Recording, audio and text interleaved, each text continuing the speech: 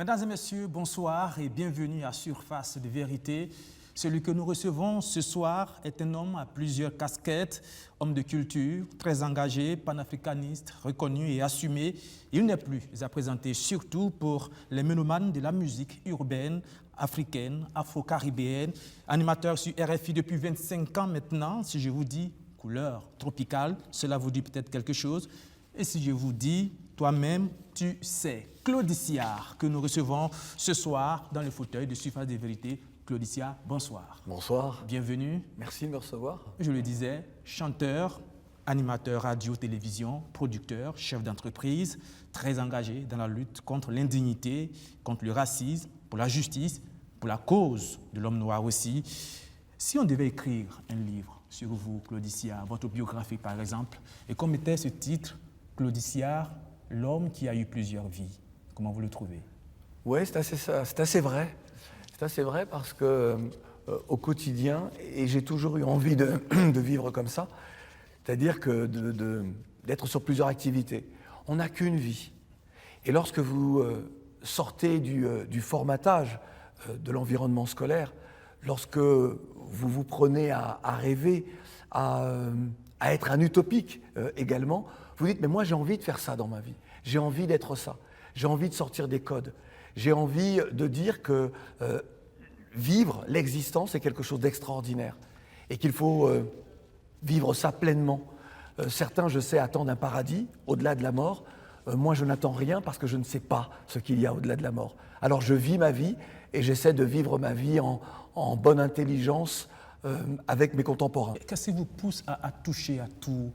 Est-ce que il y a une certaine stabilité quelque part? Vous recherchez la paix, peut-être dans l'hyperactivité? Qu'est-ce que vous recherchez? Mon moteur, c'est vivre, déjà. Mais lorsque vous êtes un être humain, vous êtes doué de ces facultés d'avoir des envies. Je trouve qu'avoir envie de quelque chose n'est pas forcément péjoratif, dans le sens où c'est accumulé. Avoir envie d'être auprès de ceux qui souffrent, avoir envie de créer un univers familial suffisamment fort et prospère pour que vos enfants, demain, puissent également prospérer et faire bien plus que vous, aller bien plus loin dans leur vie et assumer leurs choix. Avoir envie, par exemple, de s'offrir une jolie voiture, avoir envie d'avoir des amis, de les côtoyer et de pouvoir les aider, en tout cas. Je crois que c'est ça. Moi, j'ai une mère qui s'est sacrifiée pour ses enfants. Ma maman était infirmière, elle travaillait la nuit à l'hôpital Saint-Antoine à Paris, dans le service ophtalmologique, et la journée dans une clinique de banlieue parisienne. Tout cela parce qu'elle s'est sacrifiée pour élever ses enfants, pour donner le maximum à ses enfants. Elle a eu 2 métiers, elle a eu des rêves, mais comme vous ne pouvez pas imaginer.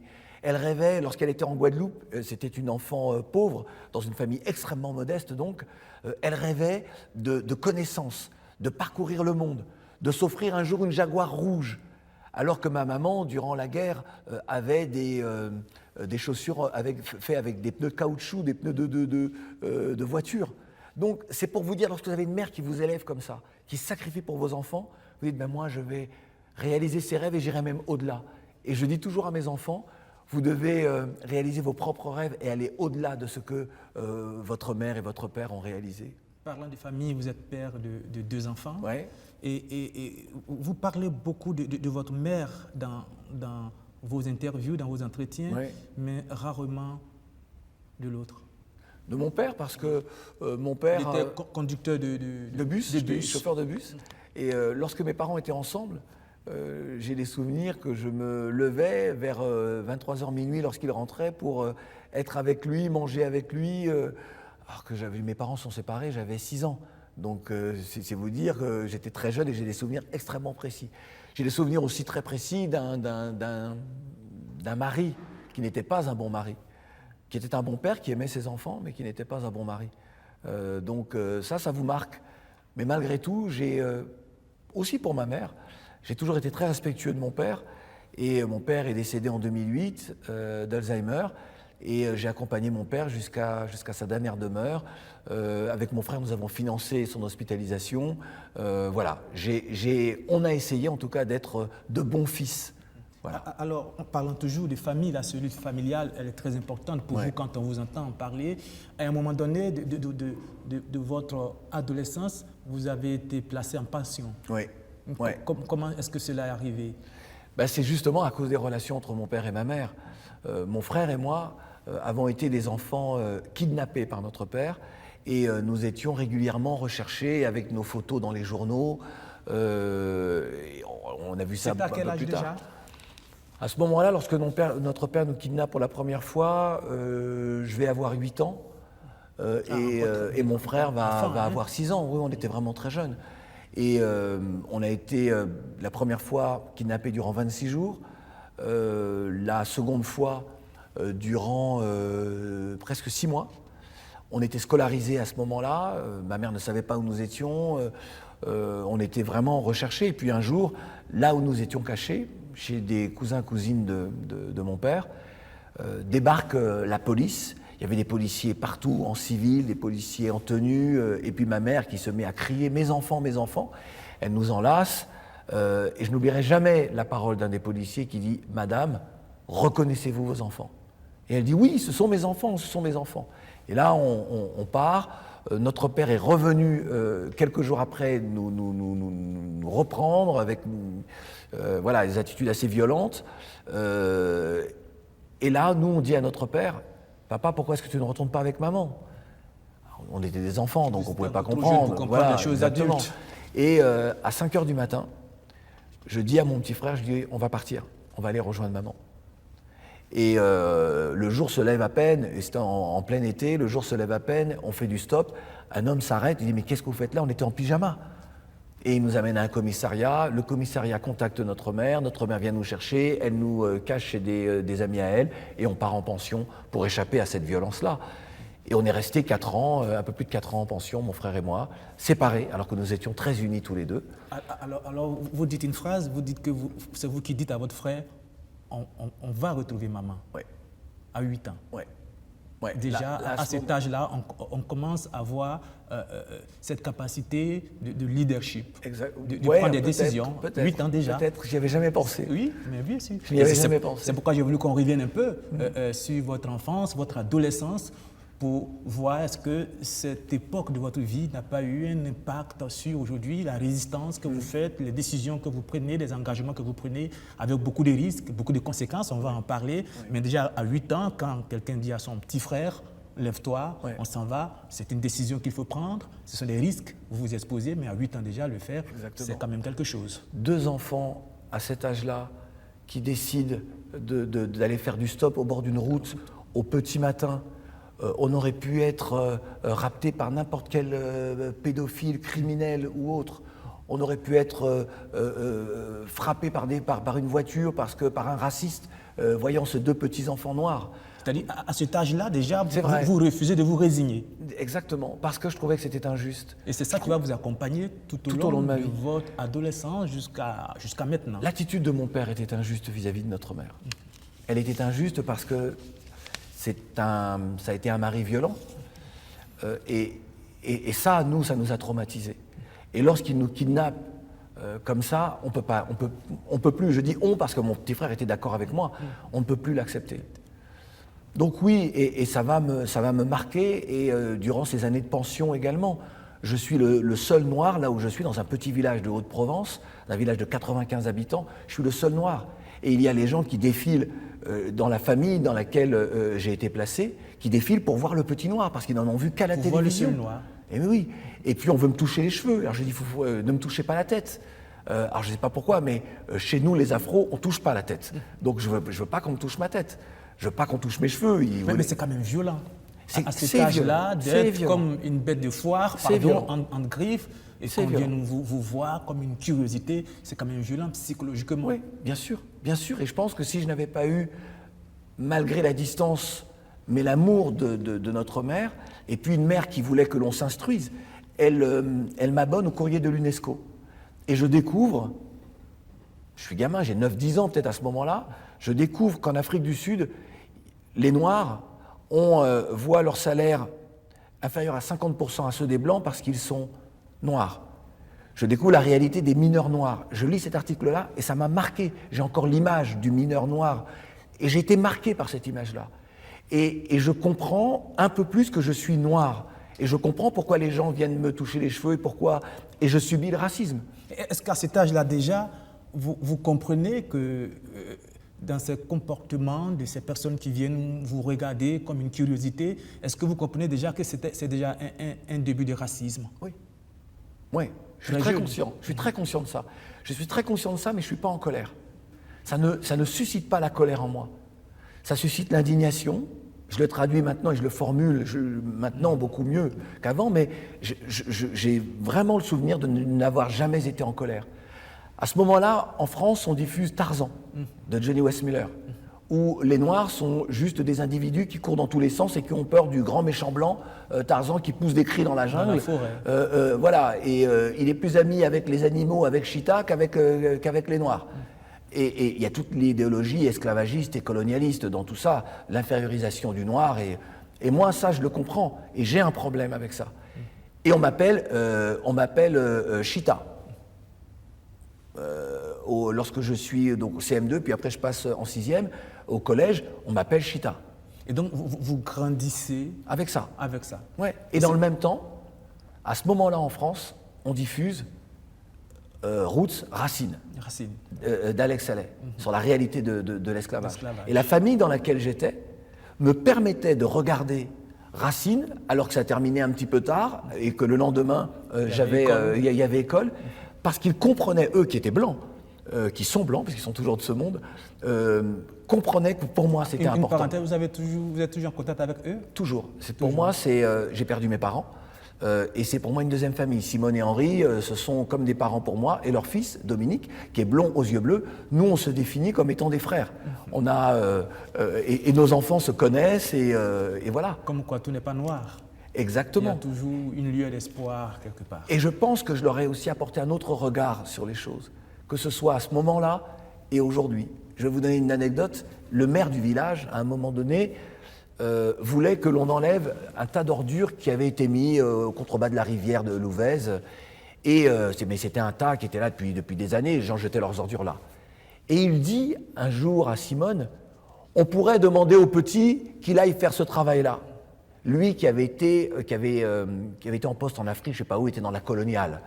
Et elle dit, à la maison, chacun cire ses chaussures. Ce n'est pas notre esclave. Wow. C'est une déclaration presque d'amour. Hein. Exactement. Exactement. Et je n'ai jamais ressenti dans cette famille le fait que je sois... Le mot noir, blanc n'a jamais été prononcé. Alors, comment votre psychologie se forme quand vous êtes dans une famille de blancs, vous le noir, et que dans votre intimité familiale, vous êtes traité comme un homme entier, oui. Et que quand vous sortez de cette cellule familiale et que vous allez dans la société blanche, entre parenthèses, elle vous traite comme un noir et vous subissez le racisme. Il y a deux mesures. Comment est-ce que vous arrivez psychologiquement à gérer tout cela pour forger votre mentalité? Il n'y a pas eu de problématique dans ma tête. À aucun moment, je me suis senti en porte-à-faux ou à cheval ou à devoir choisir un camp. Pourquoi? Parce que je savais que ce comportement-là, que ce racisme-là, était quelque chose d'anormal. C'était une anomalie. Comme c'est une anomalie et que je ne suis pas atteint par cette anomalie, donc je vais devoir, moi, combattre cette anomalie, mais à aucun moment, je devrais en tout cas faire tout pour être préservé de cela. Et c'est ce que j'ai fait tout au long de ma vie. Je me suis préservé de ça parce que j'avais aussi la force. Mon père avait ça, il avait une adoration pour certains chefs d'État africains. Par exemple, il adorait Idi Amin Dada. Pourquoi? Parce que Idi Amin Dada avait mis au pas la reine d'Angleterre et il ne se laissait dicter son comportement par aucun occidental. Et donc mon père avait une admiration. À la maison, on écoutait des grands orchestres du Congo, on écoutait la musique antillaise, la musique haïtienne et tout ça, mais on écoutait aussi des musiques africaines. Donc nous, on a toujours été conscients qu'on était des Africains de la Caraïbe. Donc lorsque j'ai des Blancs, donc je suis dans un univers de Blancs, je sais qui je suis, je sais qui sont les autres, et je sais qu'il n'y a pas d'inférieur ou de supérieur, mais qu'il y a un problème, et que ce problème-là, c'est le racisme. Le racisme que vous allez passer toute votre vie à combattre, ouais. à travers plusieurs moyens. Je disais tout à l'heure, Claude Issia, que vous avez eu plusieurs vies. On va aller dans vos vies les unes après les autres. Votre vie, celle qu'on connaît le plus, c'est Claude Issihar, l'animateur. Oui. Tout débute journaliste animateur. Tout débute en 1983-84. Tout commence. Et là, vous allez nous expliquer. D'abord, vous montez sur les planches, vous êtes homme de théâtre aussi, pour jouer une pièce, l'adaptation de Carmen, le Matador. Et puis, on vous fait la proposition de faire de la radio. Alors, expliquez-nous comment est-ce qu'on passe des planches de théâtre à un studio radio. Alors, rapidement. Il faut déjà juste parler de la danse. Alors, juste dire, moi j'étais danseur. J'ai commencé par être danseur. Et un jour, j'en ai eu assez du stéréotype en France du noir danseur. Vous voyez, encore toujours dans mes problématiques de racisme, de perception de l'autre. Et donc j'ai dit j'arrête. Et un de mes cousins me dit tiens, il y a un casting, toi qui as fait chant, danse et comédie, il y a un casting pour une pièce de théâtre. Je passe le casting, j'obtiens le rôle, et en jouant cette pièce, que pour moi c'était un vrai bonheur, un copain me dit mais tu as une voix pour faire de la radio. On est au début des radios libres en France. Et c'est comme ça qu'en janvier 84, eh bien, je me retrouve à faire de la radio. Ma première émission de radio, comme j'aime énormément les musiques afro-américaines, et Earth, Wind & Fire en particulier, groupe militant afrocentrique, et les voitures. Donc ma première émission, je parle de voitures et je diffuse de la musique américaine. Donc c'est l'émission la plus ridicule du monde.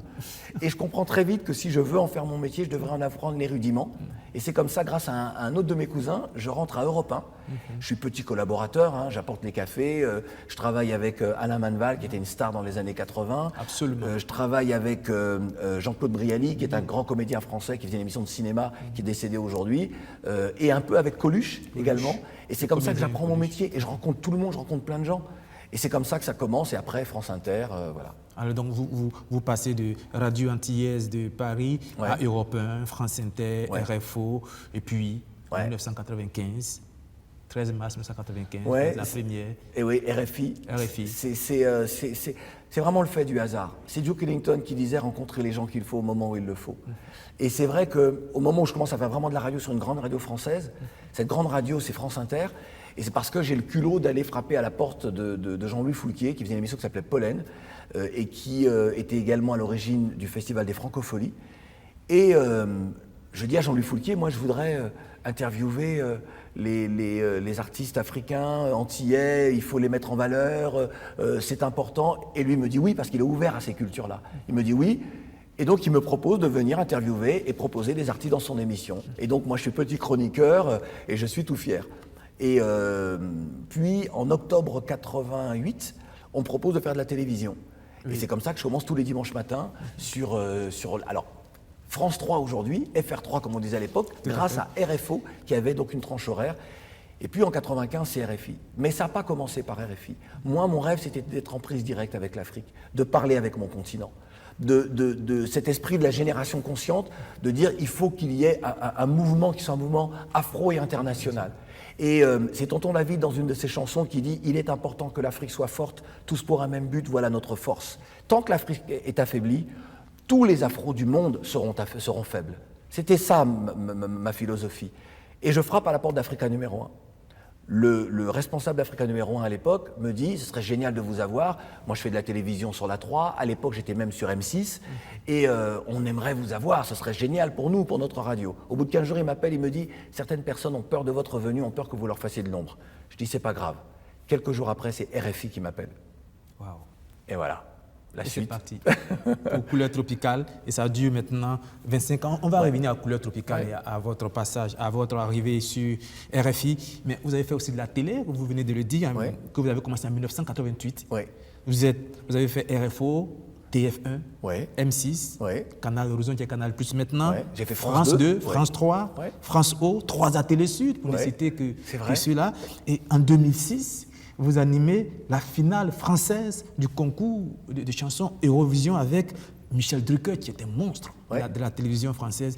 Quel souvenir vous gardez de cette époque-là? Quand vous faites cette finale-là, qu'est-ce que vous vous dites? Pour moi, c'était quelque chose de magnifique, pour deux raisons.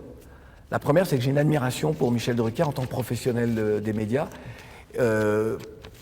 Comme lui, j'ai très peu de diplômes.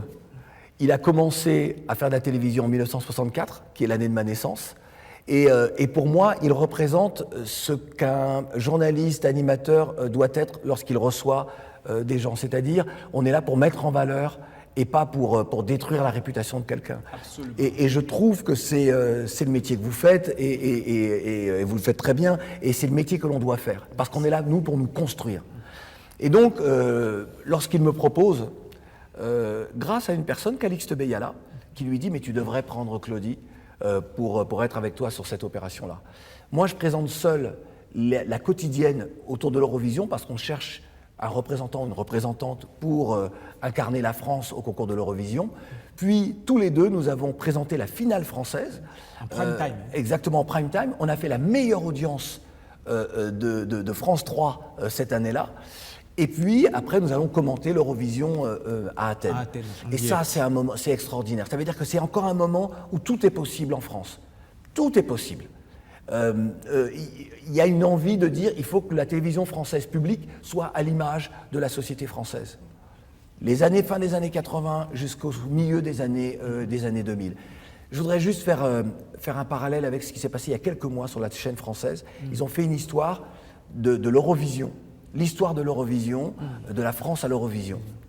Et lorsqu'ils sont arrivés sur l'année 2006, ils m'ont tout simplement zappé des présentations et co-présentations. On entend parfois, parce qu'en montage ils ne pouvaient pas, on entend ma voix dans le commentaire avec Michel Drucker, mais ils m'ont zappé. Ils ont dit que l'Eurovision 2006, présentée par Michel Drucker, par Claudie Siard. Ça en dit long sur le racisme aujourd'hui qui existe au sein de la société française, et celles et ceux qui sont les observateurs de ce qui se passe en France. C'est même du service public. Et du service public. Les observateurs peuvent comprendre... Comment vous ressentez ça? Moi, je ressens ça comme étant... alors c'est injuste d'un point de vue professionnel, c'est une erreur professionnelle monumentale, mais contrairement à ce que beaucoup pensent, lorsqu'on parle de crise, on parle de crise financière. La véritable crise en Occident, c'est la crise identitaire. C'est un Occident qui a du mal à se regarder tel qu'il est, et qui ne comprend pas que la diversité de ses populations est la somme de son histoire. Histoire de l'esclavage, histoire de la colonisation et tout cela. Et il y a un repli identitaire évident. Et ce repli identitaire explique ce genre d'épisode. Oui, mais quand même, gommer la présence d'un animateur, c'est quand même fort. Mais c'est ni plus ni... Alors, en plus... Et ça peut être très blessant aussi. Hein. J'ai pris du recul avec ça. Je pense qu'il y a 10 ans auparavant, je me serais mis en colère, j'aurais appelé Delphine Ernotte, j'aurais fait un scandale. Aujourd'hui, je le fais même plus. En revanche, je l'ai dit aux politiques, je l'ai dit à l'entourage du président Macron, oui, je dis, regardez ce que la télévision publique est capable de faire. Si elle est capable de faire ça sur un programme de télévision envers moi...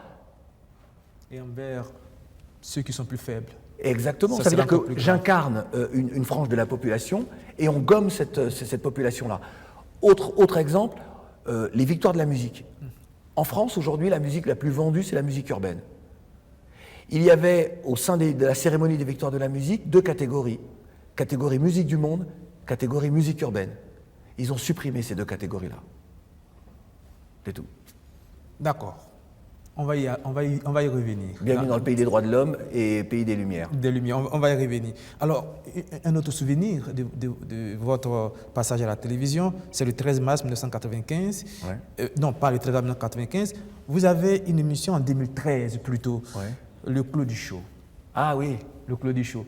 Je reviens sur cette époque parce que quand une émission porte votre nom, dans le milieu médiatique, ça veut dire quand même quelque chose. Comment vous l'avez vécu? Alors c'est une émission que je produisais avec ma société de production, avec mon associé Charlotte Delachaux. Et lorsque la chaîne nous propose, donc c'est France Télévisions, puisque tout est très transversal à France Télévisions, lorsque l'on me propose que le programme porte mon nom, au départ je dis non. Je dis non parce que, alors, c'est pas dans mes habitudes de mettre mon nom, même si le métier que nous faisons, il y a toujours un peu d'ego. Mais je ne veux pas, je ne trouvais pas que c'était une très bonne idée. Je dis, mais attends, on veut avec toi faire un show qui se rapproche des shows à l'américaine, donc le Lederman Show, enfin tout cela, donc il faut qu'il y ait ton nom. Donc ok, le Claudie Show. Donc j'ai accepté l'idée, j'ai accepté l'augure, et ça a été un très bon moment parce qu'on a reçu beaucoup de monde, des gens très différents les uns des autres, et c'était le programme qui faisait le plus d'audience sur François. Et ce programme a été annulé pour des raisons qui sont tellement ridicules que je n'ai même pas envie de le relater. On pourrait, hein, mais c'est tellement ridicule. C'est suite à un propos du président Hollande lors du dîner du CREFOM, qui est le Conseil représentatif des Français d'Outre-mer, dont je suis l'un des vice-présidents. Et le président dit « il faut que François reste la chaîne de l'Outre-mer ». Et celui qui dirigeait la chaîne à ce moment-là me dit « Comment tu ne savais pas que le président Hollande allait dire ça ?» Je lui dis « Mais attends, le président Hollande ne me demande pas ce qu'il doit dire ou ne pas dire. » Son conseiller en communication.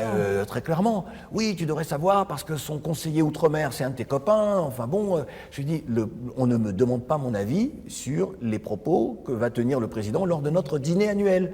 Donc s'il te plaît, bon. » Et lui a quand même gardé ça et a supprimé l'émission quelques mois après. Malgré les audiences que nous faisions. Avant de revenir sur Couleurs tropicales, durant toutes ces années, oui, à la télévision, à la radio, est-ce que vous avez vécu, senti, subi et géré le racisme? Et de quelle manière? Sous quelle forme? Moi, je fais partie des chanceux. Lorsque je dis chanceux, je pense que je connais mon métier, donc c'est aussi pour ça que les gens vous choisissent. Mais chanceux parce que je connais d'autres personnes, des femmes et des hommes, qui ont beaucoup de talent et qui n'ont pas eu l'opportunité d'exprimer ce talent-là. Mais d'un autre côté, je sais que je suis un personnage qui prend des positions qui ne sont jamais des positions, alors certainement pas racistes, certainement pas séparatistes, mais qui sont des positions face à l'injustice. C'est-à-dire que je ne peux pas accepter l'injustice. Je me définis toujours comme étant quelqu'un qui... je suis celui qui souffre. Je suis le Rohingya, je suis le Palestinien, je suis le Juif, je suis celui qui défend sa liberté, qui défend légitimement son droit à vivre comme les autres et dans la dignité.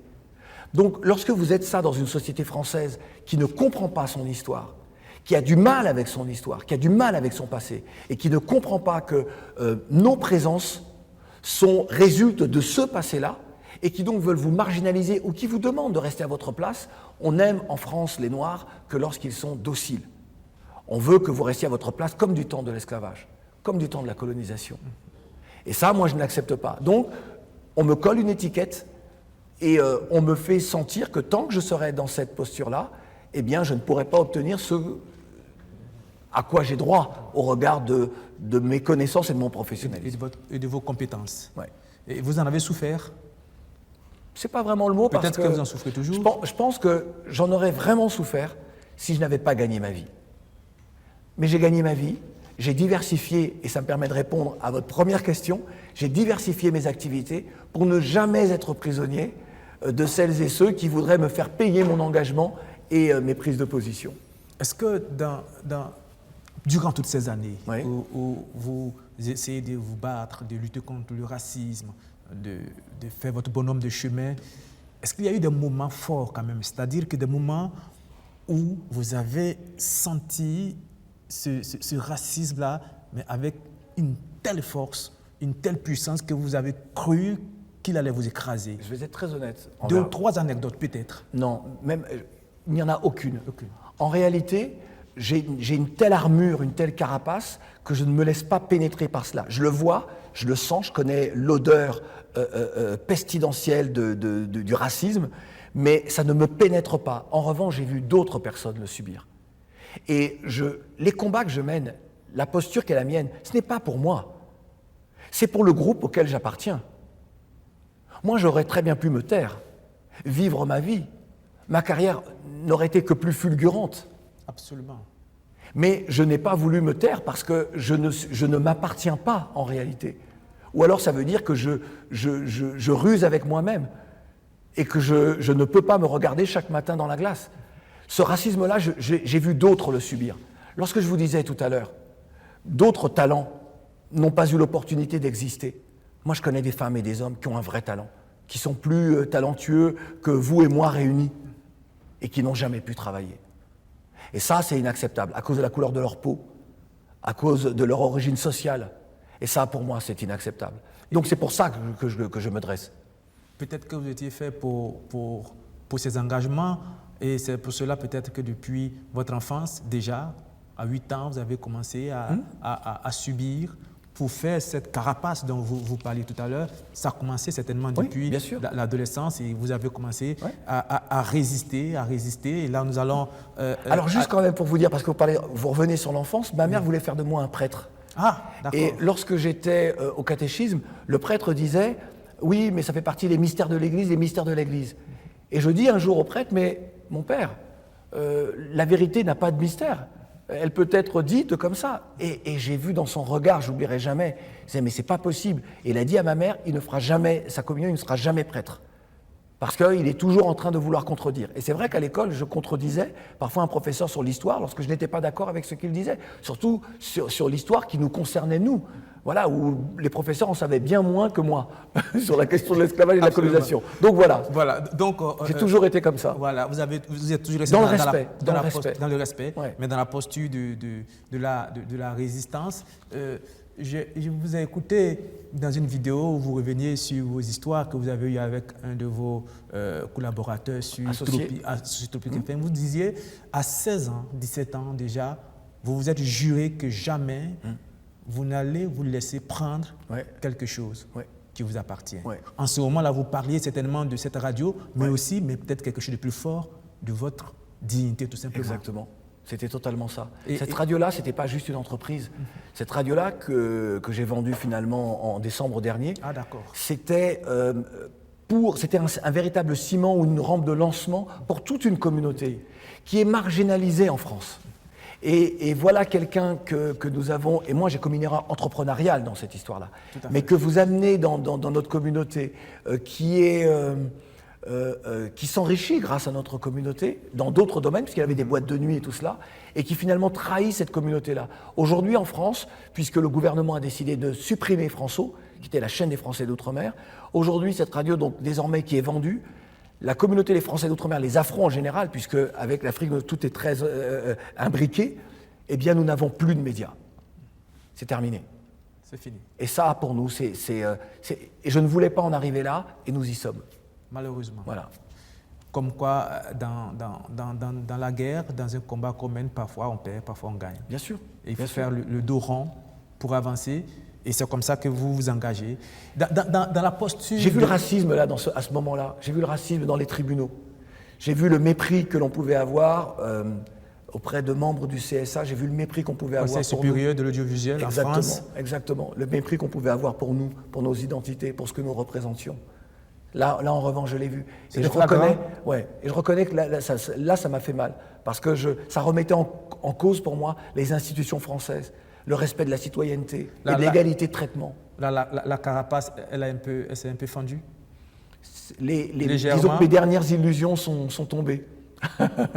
Même si j'en ai encore quelques-unes. Mais il faut les entretenir, il faut les arroser tous les matins. Tous les matins. D'accord. Donc, vous êtes donc dans cette posture de vous battre pour lutter contre le racisme et contre toutes les formes de discrimination, d'injustice. Ouais. Et vous êtes très engagé donc, vous êtes un panafricaniste, je le disais, antiraciste. Et c'est comme ça, mais dans ce combat, vous ne restez pas seulement dans la posture de celui qui se débat, mais vous êtes aussi dans celui qui est dans l'action. Ouais. Et c'est comme ça que vous créez et le concept génération consciente, parce que vous vous dites qu'il faut que le noir se lève, il faut que le noir s'engage aussi. 91, c'est vraiment à ce moment-là que l'on crée, début 91, que l'on crée Génération Consciente. Je dis on crée avec des copains, on se dit on va changer le monde, on veut changer le monde. Et on veut créer un état d'esprit. Et nous, on est tous dans le monde des médias ou dans le monde de la culture. Et on pense que c'est là où l'identité s'exprime de la façon la plus forte. Et je trouve ce nom-là, Génération Consciente, qui viendra d'ailleurs un album en 92. En 91, en août 91, la chaîne publique française Antenne 2, aujourd'hui France 2, diffuse dans le cadre d'un best-of d'une émission des années 60, Dim Dam Dom, des propos de Charles Trenet, grand chanteur Charles Trenet.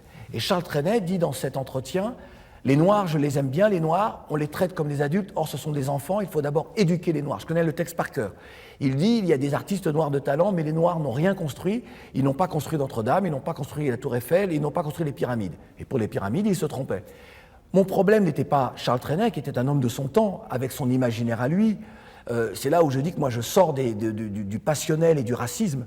Mon problème était que la chaîne publique française diffuse dans le cadre d'un best-of.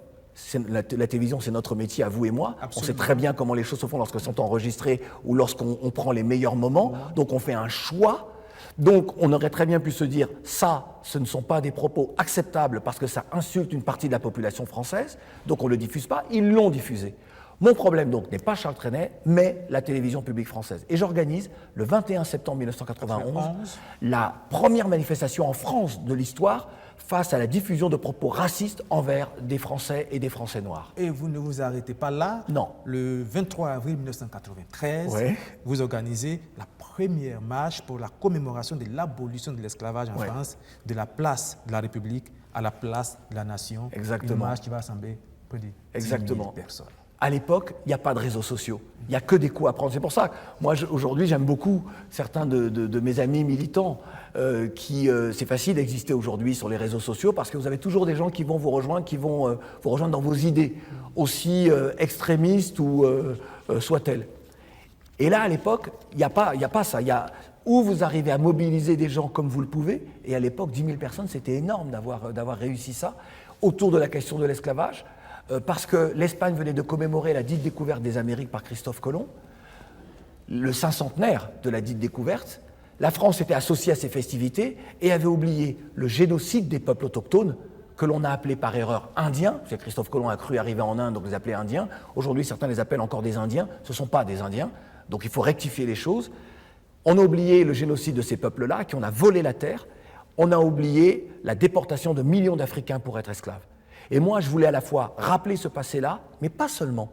Je voulais interpeller la France sur le modèle de société qu'elle souhaitait pour toute sa population, blanc et noir, au regard des discriminations que nous subissions en France. Alors, Claudicia, vous, c'est vrai, vous vous battez aussi pour qu'on reconnaisse à l'homme comme toutes les formes d'injustice, et comme les Noirs ont subi beaucoup d'injustices dans l'histoire de l'humanité, vous vous battez aussi pour qu'on reconnaisse aux Noirs sa dignité. Quand vous organisez cette marche en France, est-ce que vous remarquez qu'en Afrique, pratiquement dans aucun pays, on ne commémore cette date? On ne fait pas des marches pour célébrer l'abolition de l'esclavage. Ça fait, comment vous percevez cela? Moi, je le vis très très mal. Étant un Africain de la Caraïbe, un être né dans un peuple issu du crime contre l'humanité que constitue l'esclavage, j'ai un problème. Et je vais vous expliquer pourquoi j'ai un problème.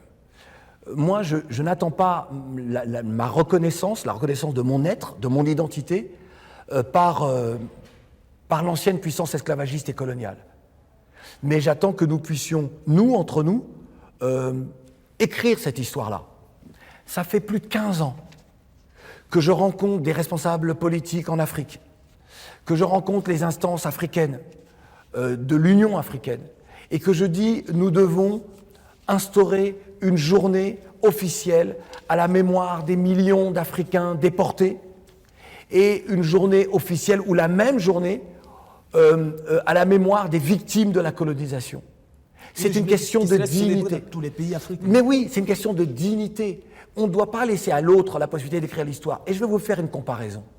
Qui peut imaginer aujourd'hui que l'Allemagne d'aujourd'hui commémore une journée à la mémoire des millions de Juifs morts dans les camps de concentration et qu'Israël ne se soucie pas de cette question-là?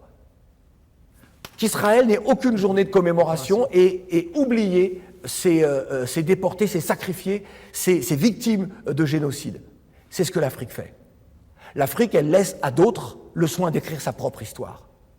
C'est là où est l'indignité. L'indignité n'est pas chez ceux qui nous refusent des journées de commémoration ou de discuter de l'esclavage ou de la colonisation. Elle est dans celles et ceux qui ont été les victimes de cela et qui sont amnésiques face à cette histoire-là. Pourquoi? Je ne sais pas. Comment vous l'expliquez? Nous sommes pourtant sur un continent qui a le culte des ancêtres, le culte de tous les ancêtres, sauf ces ancêtres-là. Pourquoi? Vous venez de le dire, vous avez rencontré plusieurs chefs d'État. Est-ce que, des ministres et autres. Et nous rentrons de plein pied dans l'actualité africaine. Est-ce qu'à ce niveau-là, vous ne constatez pas qu'il y a peut-être une cassure, un grand écart entre les politiques, les élites africaines et la jeunesse qui, ma foi, est en train de monter? Elle est en train de monter, et bien, il y a aussi une certaine jeunesse qui est élevée au même biberon que certains dirigeants. Moi, avec le temps, j'évite de taper systématiquement sur les dirigeants. Je tape dessus lorsqu'il le faut, mais en réalité, les mentalités que nous dénonçons chez nos dirigeants sont des mentalités que nous retrouvons chez tout le monde. Peut-être même pire. Parfois pire, parce qu'il y a moins de connaissances, il y a moins de... voilà, certains n'ont pas le même bagage intellectuel que certains dirigeants. Mais pour moi, les responsabilités sont partagées. Il y a effectivement des dirigeants qui ont été élevés au biberon de la colonisation et qui donc ont un intellect formaté par cette histoire coloniale, par cette école coloniale ou par cette école néocoloniale. Pardon, je vous arrête. Et là, on revient à cette notion de responsabilité des Africains. C'est vrai que très souvent, les Africains, dans le beau on jeu, s'infantilise. On accuse les Occidentaux, oui, on parle de colonisation, on parle d'impérialisme. Mais il ne faut pas oublier que dans cette histoire, les Africains eux-mêmes ont une certaine responsabilité. Aujourd'hui, nous avons à la tête de nos États des chefs d'État. Bon, on peut le dire, peut-être que l'indépendance n'est pas totale, mais qui peuvent faire des choses pour leur pays. Mais rien n'avance. Moi, à un moment donné, c'est vrai que j'en ai marre que l'on dise c'est à cause du blanc, c'est à cause du blanc, c'est à cause des Occidentaux.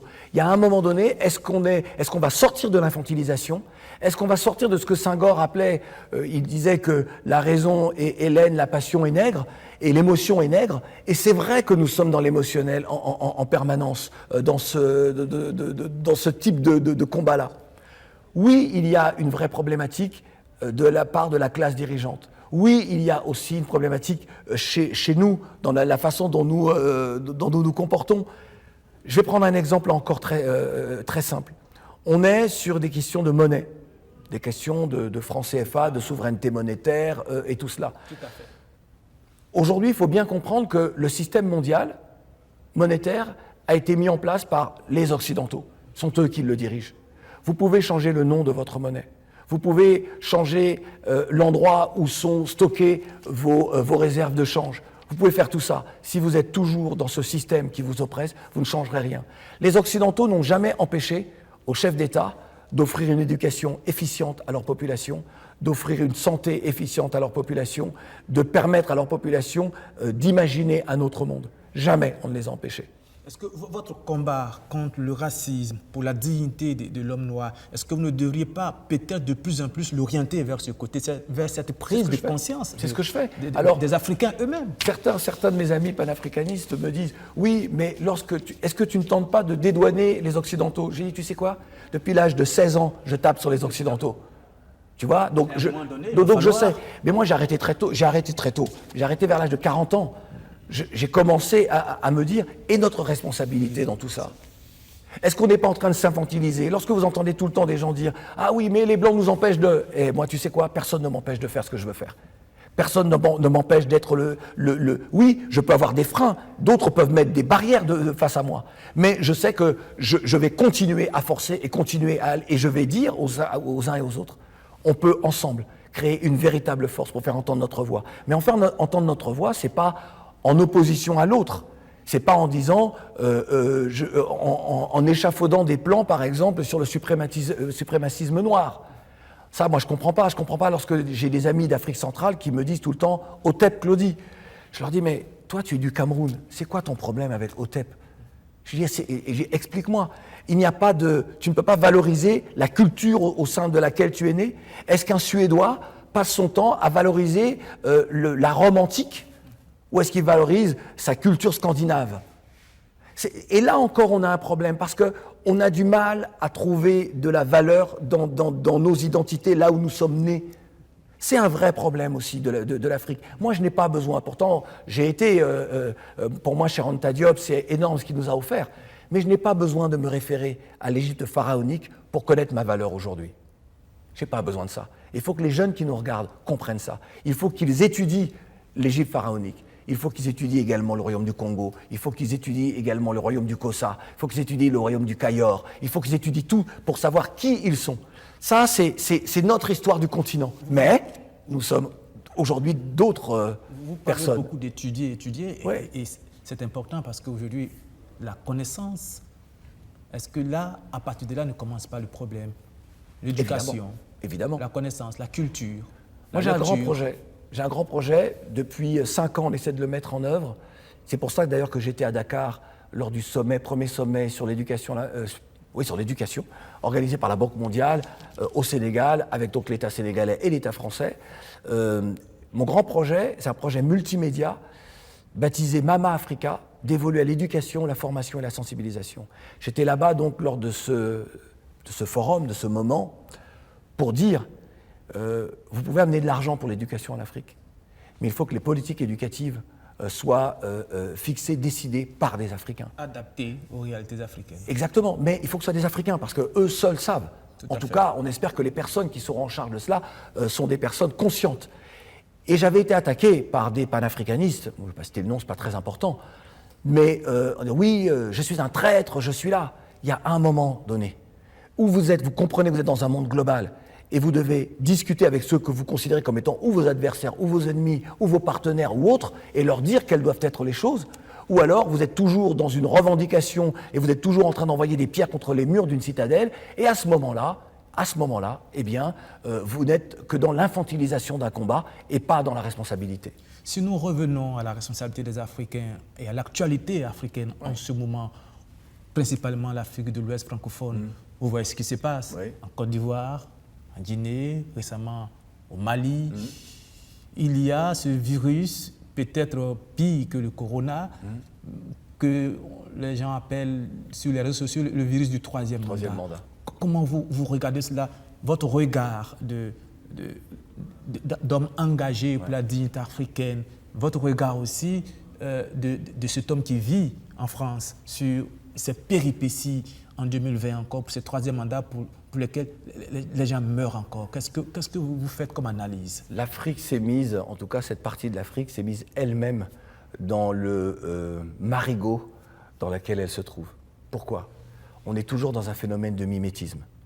Lorsqu'en France on est passé du quinquennat, du septennat au quinquennat, il y avait une réalité, c'est-à-dire qu'il y avait une évolution de la culture politique, de l'engagement citoyen, des institutions très fortes, respectées par les citoyens.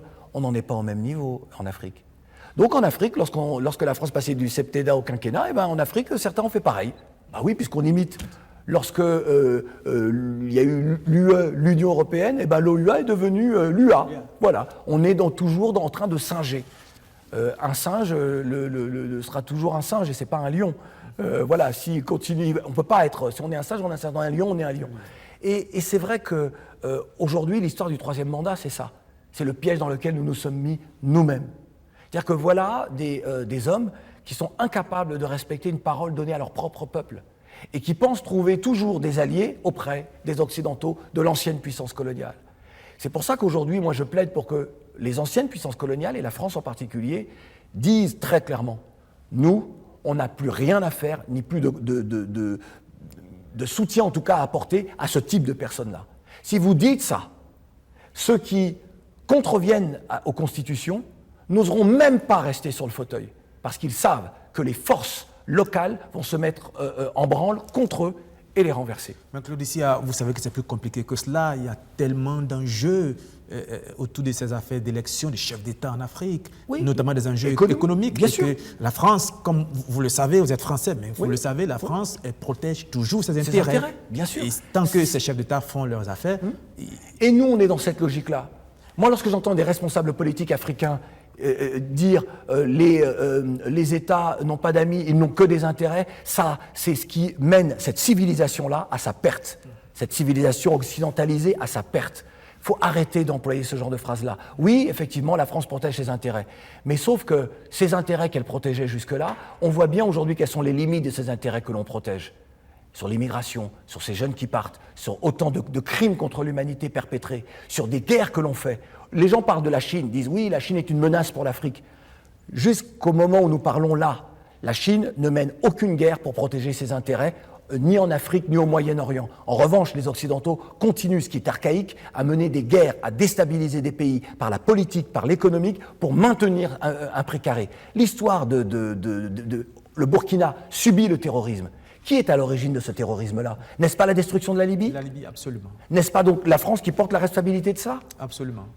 N'est-ce pas les Anglais? N'est-ce pas les Occidentaux, l'Europe occidentale qui porte la responsabilité de ça? Absolument. Oui. Donc c'est pour ça, en disant ce que je vous dis, je ne mets pas de côté, je n'oublie pas l'aspect et la facette économique des choses et protection des intérêts. Je n'oublie pas. Mais sauf que le revers de la médaille, la France le paye aujourd'hui.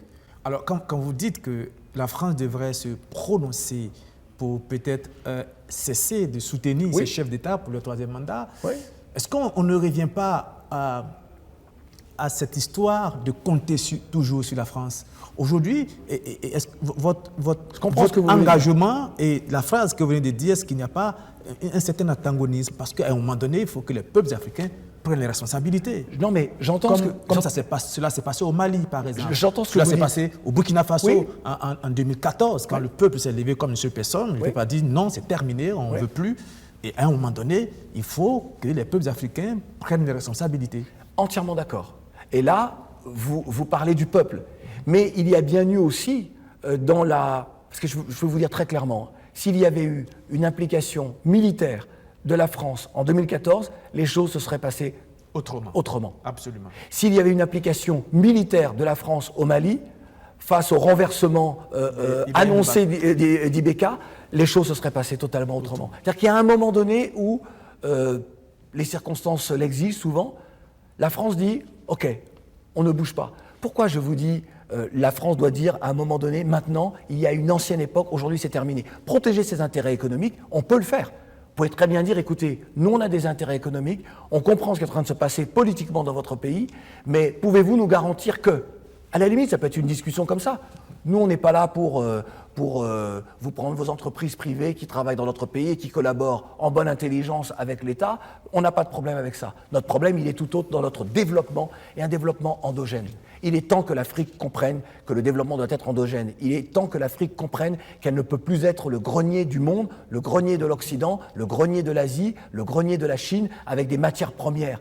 Il est temps aussi de comprendre que ces matières premières, ces minerais-là, c'est pas ça la véritable matière première. La véritable matière première, c'est la capacité que vous donnez à vos enfants par l'éducation, par l'enseignement, à créer de la richesse. C'est l'intelligence qui crée de la richesse.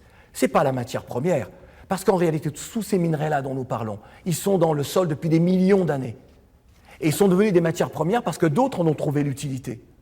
Et pour que ces matières premières, on puisse les utiliser, il faudrait que les bravaliers, les intelligences, mais aussi les travailleurs, les jeunes Africains restent en Afrique. Bien sûr. Mais aujourd'hui, on voit un exode plus grave. Aujourd'hui, la Méditerranée est devenue le plus grand cimetière des cerveaux africains. Cette immigration-là est triste. Des jeunes Africains. Vous savez que j'ai organisé des manifestations à Paris. Oui, et là, vous l'avez dénoncé, mais peut-être pas assez. Ouais. Ce racisme qu'on dénonce, le racisme exercé par les Occidentaux, mais je trouve que peut-être c'est une forme d'hypocrisie, je ne sais pas, vous allez me le dire, qu'on ne dénonce pas assez le racisme des Arabes envers les Noirs. Quand on voit ce qui se passe en Libye, avec des Noirs qui sont rendus esclaves, qui sont rendus esclaves, qui sont vendus, comme au bon vieux temps. Et ça, ce ne sont pas les Occidentaux. Quand on voit ce qui se passe au Liban, par exemple, où des jeunes filles sont trompées et, une fois arrivées au Liban, sont transformées en esclaves sexuels. On ne les considère même plus comme des hommes. Et face à cela, on a un silence coupable de nos autorités. Personne n'en parle en Afrique. Aucun chef d'État n'évoque ces situations. Nos élites, la même chose. Vous en avez parlé. J'ai fait plus que d'en parler. Oui, vous en avez parlé. Mais ce n'est pas assez, je pense, parce qu'on se tait trop sur ce racisme en Afrique. Avec les Arabes. Alors, pour être très clair, moi je ne tais pas ça, parce que lorsque je parle d'esclavage... Et là, nous sommes en train de finir. Oui. Allez-y. Alors, quand je parle d'esclavage, je parle également de cet esclavage arabo-musulman, cette première déportation, 13 siècles, c'est quelque chose de terrible. L'histoire de la Libye, lorsqu'il y a eu les images de CNN, je suis le premier à m'être levé, c'est-à-dire la diffusion quelques minutes après. Je fais une vidéo qui devient viral, qui est à 5 millions de vues. Enfin, et j'organise à Paris la première manifestation, donc il y en a eu d'autres après à travers le monde, première manifestation contre l'esclavage perpétré contre nos jeunes en Libye. Dans ma vidéo, j'indexe tous les chefs d'État. Je dis que leurs noms même de certains sont dans les Panama Papers, les Paradise Papers. Je suis le premier qui se lève. Pourquoi? Je suis un Africain de la Caraïbe, je suis un descendant d'esclaves. Donc je sais ce que ça veut dire. Quelle est la deuxième personne qui se lève? Max Mathiezin, député de la Guadeloupe. Il est à l'Assemblée nationale française et il dit voilà ce qui est perpétré, voilà. Je suis celui qui emploie le terme, la terminologie consacrée, crime contre l'humanité. Et ce n'est pas l'Afrique qui se lève, ce n'est pas les responsables africains qui se lèvent, ce ne sont pas les intellectuels africains qui se lèvent. Ils se lèvent bien plus tard. Ils finissent par dire qu'est-ce qui se passe? Ce sont 2 Guadeloupéens qui se lèvent face à quelque chose qui est commis en Afrique.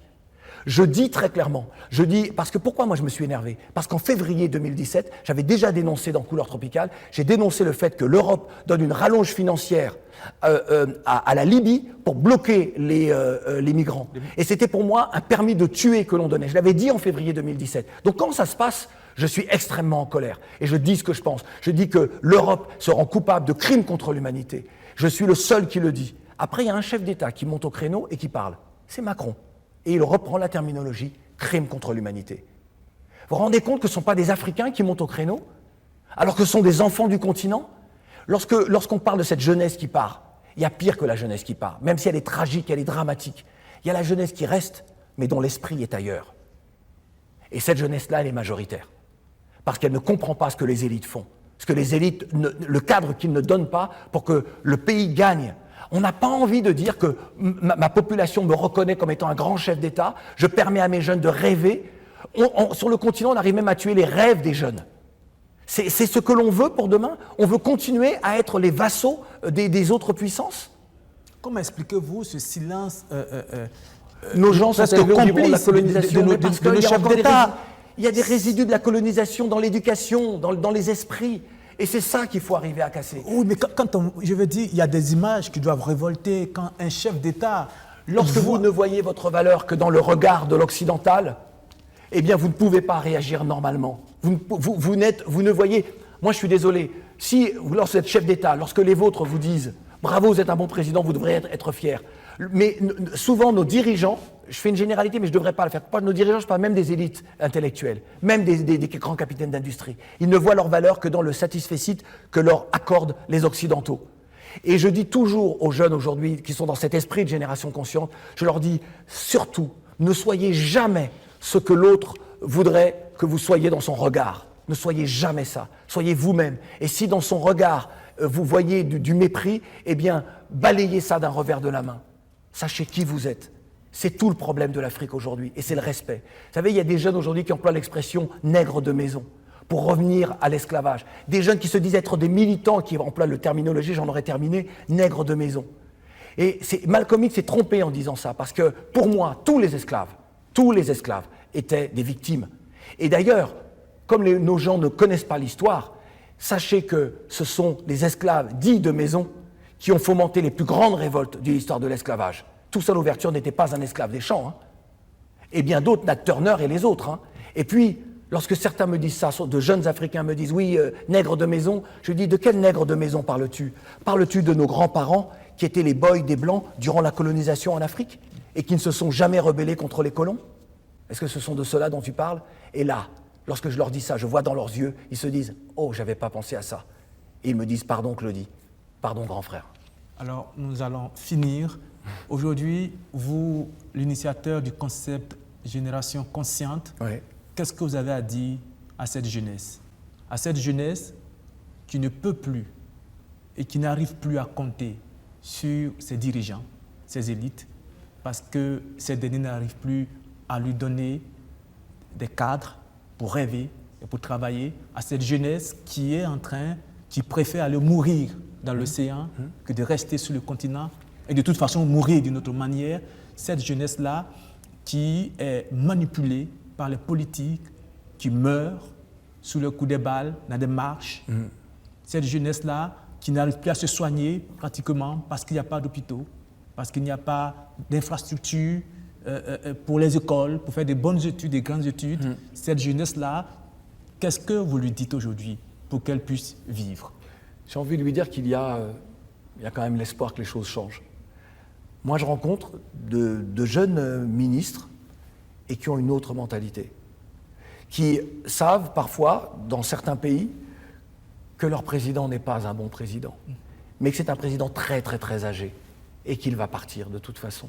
Donc il est au pouvoir depuis 20 ans, 30 ans, 40 ans, mais qu'il partira. Et donc ils sont au combat. Donc moi j'ai beaucoup d'espoir et cette jeunesse-là, elle doit garder espoir. Tout à l'heure j'ai un peu répondu en disant « Ne soyez jamais ce que l'autre voudrait que vous soyez dans son regard ». Et ça, c'est une question de dignité. Aujourd'hui, notre vrai problème, c'est l'estime de soi. C'est d'être capable de se dire, je ne sais pas parce que je suis noir et que depuis des siècles on nous oppresse, que je suis un être inférieur. Lorsque vous comprenez ça, lorsque vous comprenez que la haine n'est pas une solution, mais c'est un poison qui empoisonne celui qui en fait usage. Le racisme n'est pas une solution non plus. Le rejet de l'autre parce qu'il appartient à la caste de ceux qui vous ont oppressé ou qui ont oppressé vos parents ou vos ancêtres n'est pas une solution également.